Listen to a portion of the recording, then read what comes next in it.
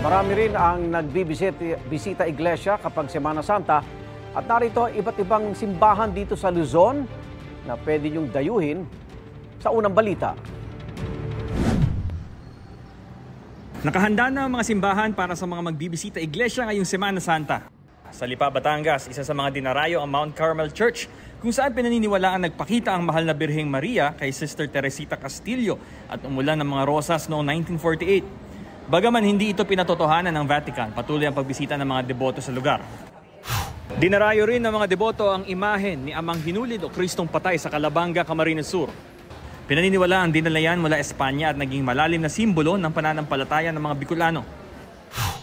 Higanteng krus na bato naman ang dinarayo sa isang chapel sa Pasukin, Ilocos Norte. Natagpuan daw yan sa bundok at pinagtulungang ibaba ng mga residente ilang taon na nakalilipas.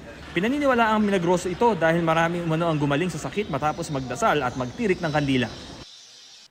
Sikat na destinasyon din para sa mga nagbibisita iglesia ang Minor Basilica of St. John the Baptist, Badok sa Badok, Ilocos Norte.